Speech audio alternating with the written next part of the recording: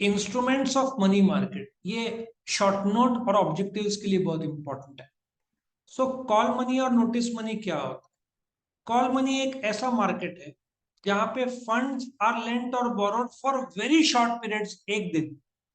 ऐसा सोचो, 1 से 14 दिन के बीच का एक बैंक दूसरे बैंक को कर्जा दे सकता। इसका रेट ऑफ इंटरेस्ट बदलते रहते हैं।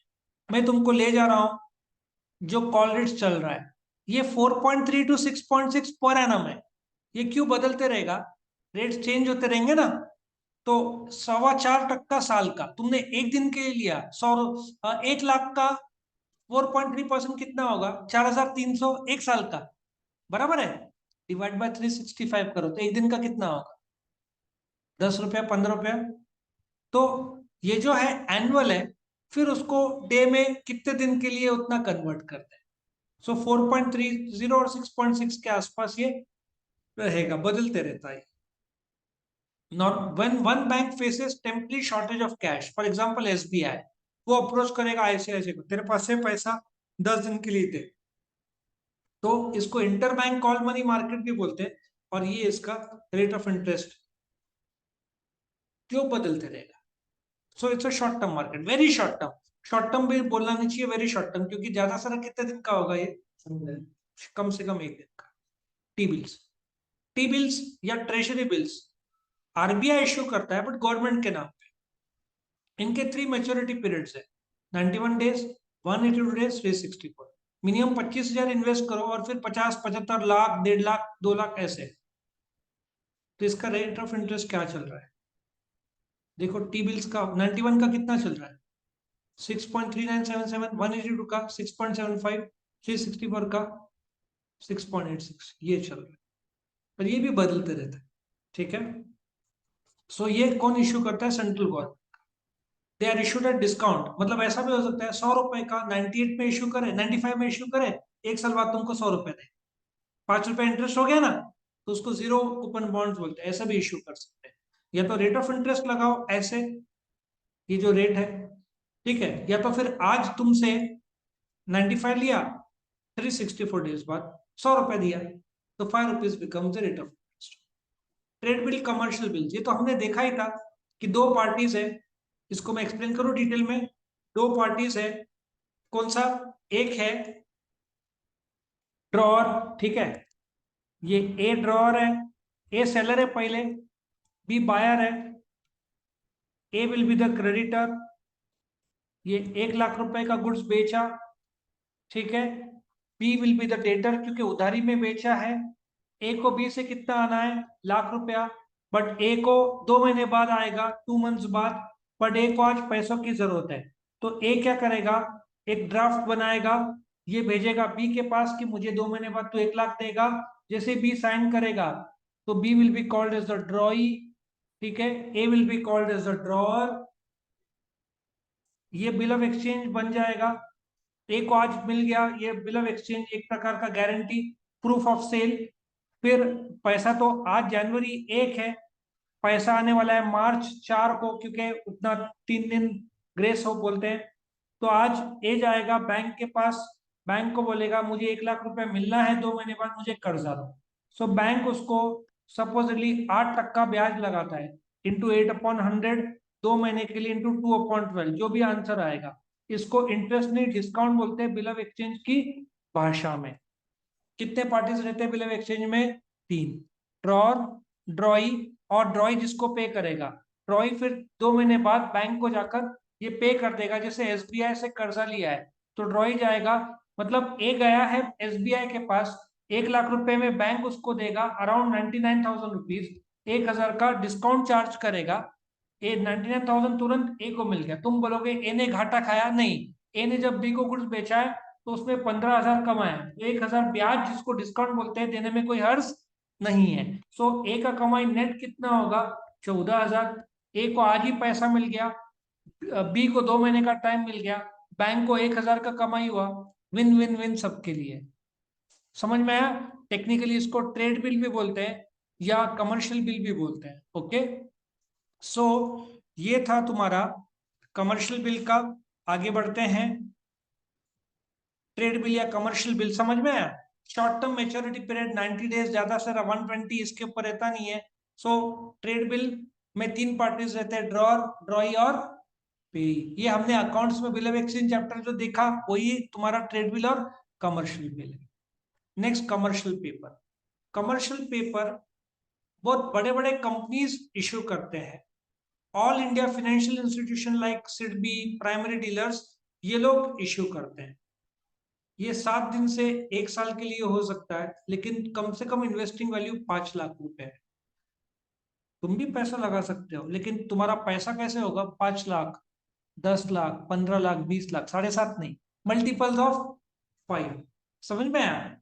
तुम रिचार्ज कराओगे तो मल्टीपल्स में रहेगा ना, 3 महीने का इतना, 6 महीने का इतना। वैसे तो इतना नहीं है रिचार्ज का, बट साल का उतने ही वैल्यू में मल्टीप्लाई बाय 4 टाइम्स करो। सो मुझे 12 लाख नहीं लगा पाऊंगा, या तो 10 लाख लगाऊंगा या, ठीक है। सो ये कमर्शियल पेपर है जो कि कंपनीज, लेकिन हाईली रेटेड कंपनीज, रिलायंस, ये सब इश्यू करेंगे तो आराम से पैसा मिल जाएगा।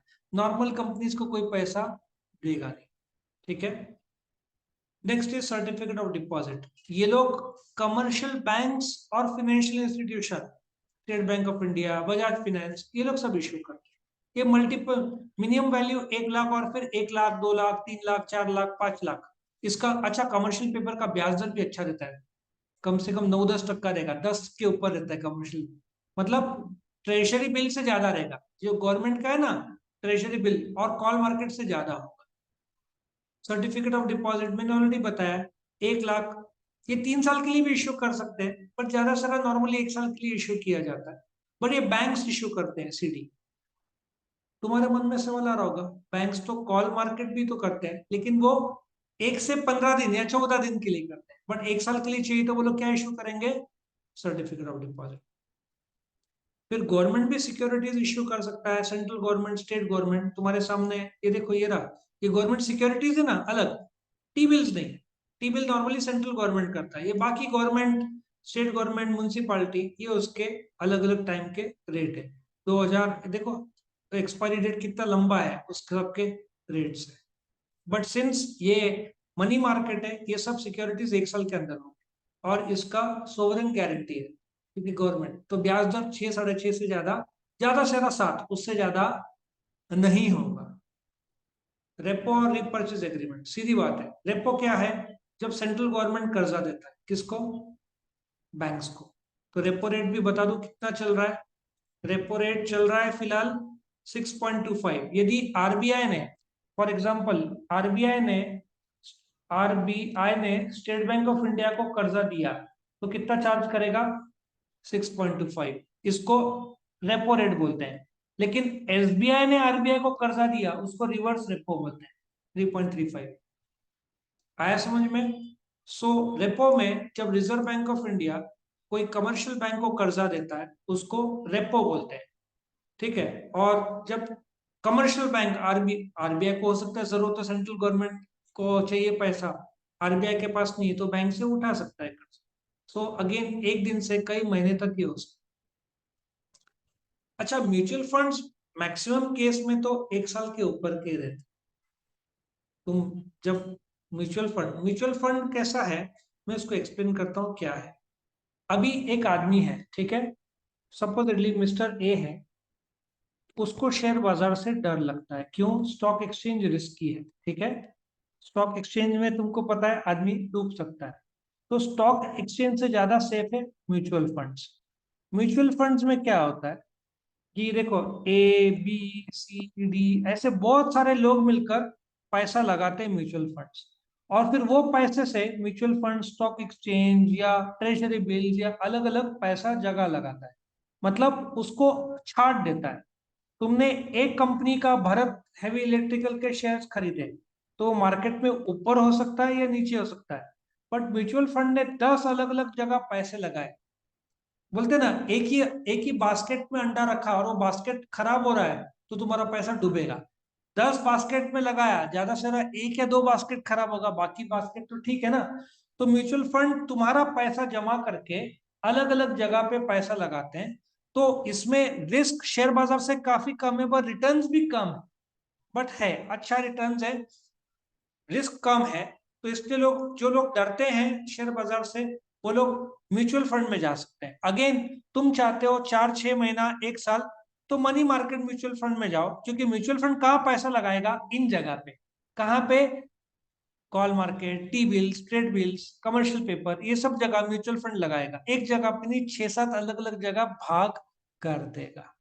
तो इसको मनी मार्केट म्यूचुअल फंड्स बोलते हैं, जो 1 साल से कम रहता है। हालांकि अगेन ये इतना ज्यादा फेमस नहीं है, क्योंकि इसका रिटर्न 6-7-8% के ऊपर, या ज्यादा से ज्यादा कितना रिटर्न देगा वो? 10%। उससे ज्यादा तो मुश्किल ही है। सो इसका रिटर्न कम है, इसलिए लोग इसमें ज्यादा इंटरेस्ट नहीं लेते।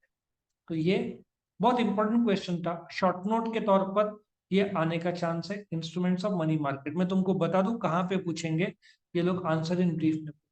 8 मार्क का नहीं आएगा बड़ा क्वेश्चन, ये ब्रीफ ब्रीफ में ही आएगा। 4 मार्क यानी 2 है ना, 8 2 अटेम्प्ट करने आउट ऑफ 3।